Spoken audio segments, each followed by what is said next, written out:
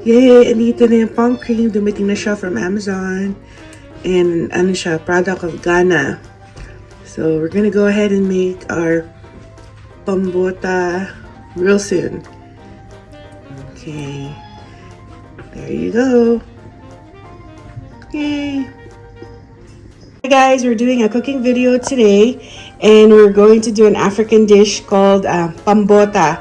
I've been watching this Filipino vlogger. His name is Ruel. Pinoy in Equatorial Guinea, yung name ng vlog niya. And andun siya sa Equatorial Guinea. He works there and he's been helping a lot of the locals. And every time he eats with the locals, I know they eat this dish called Pambota. And ito yung main ingredient. I ordered this from Amazon and it came yesterday. So anyways, magta-try tayo na gayahin yung luto nila.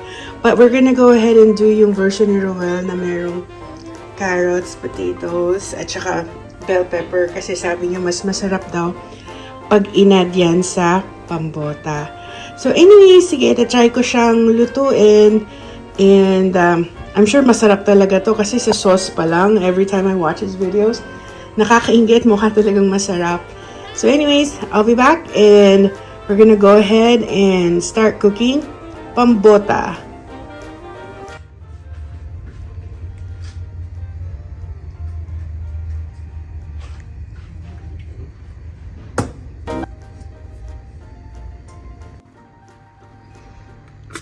Ino-open na natin yung palmiste. Let's see what's inside.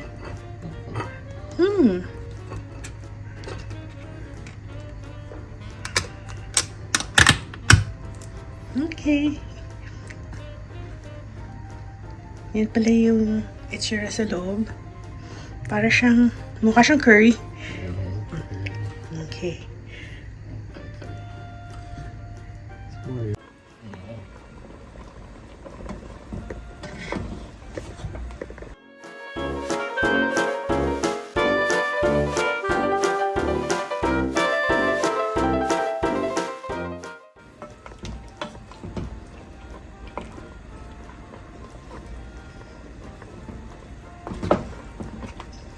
Boil muna yung chicken. Then let's remove the chicken.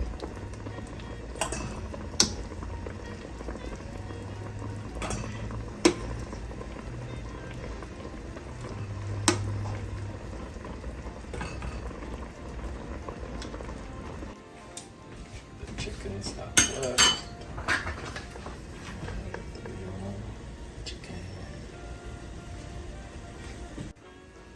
Ito na, add natin yung panmiste.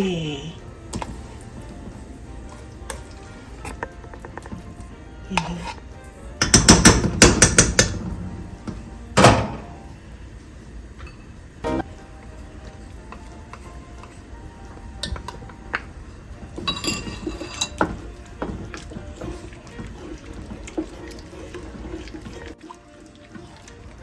Mix natin.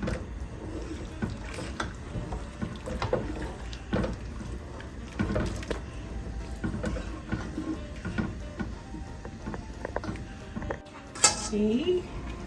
Lagay natin yung onions.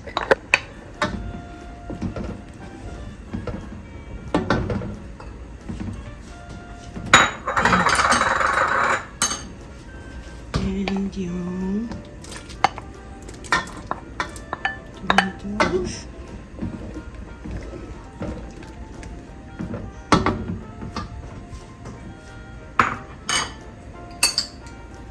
Lagyan natin ng tomato paste. And more cubes na chicken. Dalawa. 2.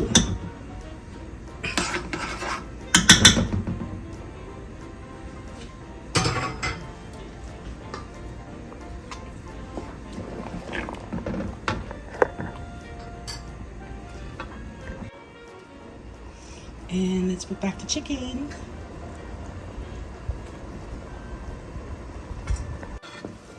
All the chicken is inside now, so Mix tayo. That's good.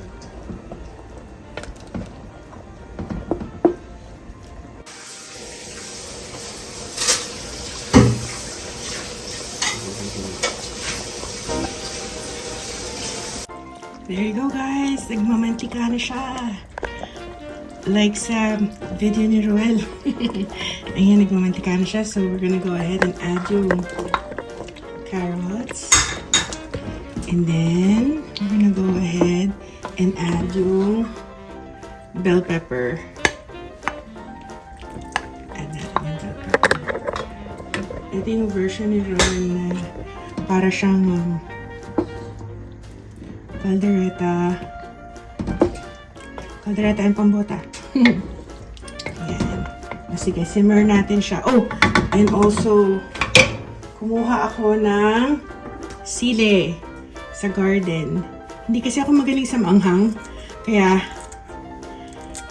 ito na lang. Hopefully, hindi siya masyadong maanghang. And yung patatas later na yun para hindi siya madurog. Sige, simmer ulit natin siya, guys. Mukha na siyang masarap, oh.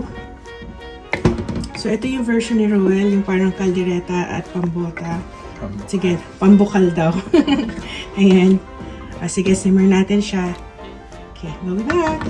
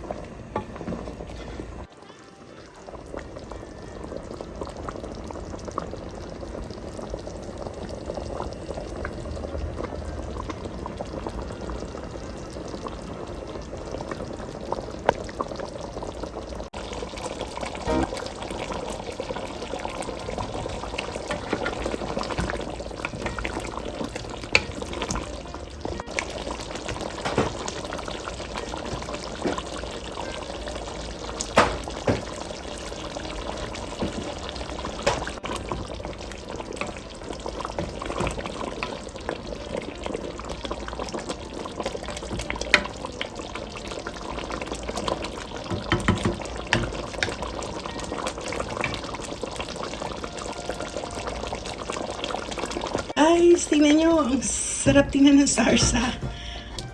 Yay! Last but not the least, lagyan natin ng patatas. Yung version ni Ruel. Tinikman ko siya ng konti. And totoo nga yung sinasabi ni Ruel, parang kare-kare, kaldereta at afritada ang pinaghalo na hindi mo maintindihan. Pero ang sarap ng soso. Antayin na lang natin lumambot ng konti and then kainin na natin. Tapos naglaga ako ng saba. I got some sa Filipino store. So, ayan. Antayin na lang natin lumambot yung patatas. And we're gonna try, antayin na natin lumambot yung patatas and we're gonna try yung pambokal ni Ruel. Pambota and kaldereta. Okay. Guys, luto na yung pambota. Ayan. Tikman natin. Ayan. Tikman natin. Let's taste. Guys, luto na yung pambota. Mukha siyang masarap.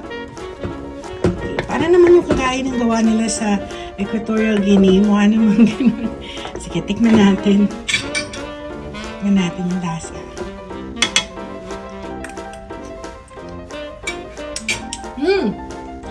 Sarap!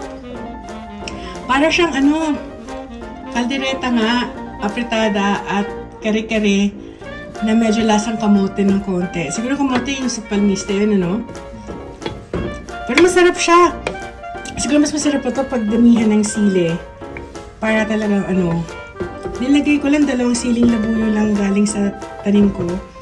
Pero, pwede naman dagdagan. Pero anyways, ito na yung pambota, guys. Madali lang naman palang lutuin. Medyo mahal nga lang yung palmiste paste if you live dito sa States. Siya, mga $20 yung isang can. And nag-sale siya. So, sa Amazon. Sige, thank you very much for watching. And kakain na kami. Thank you. Thank you, Pinoy and Equatorial Guinea, for exposing us sa mga pagkain dyan sa lugar nyo. And thank you kay Chamame for sharing her recipe. And anyways, that's it. Thank you very much. Bye!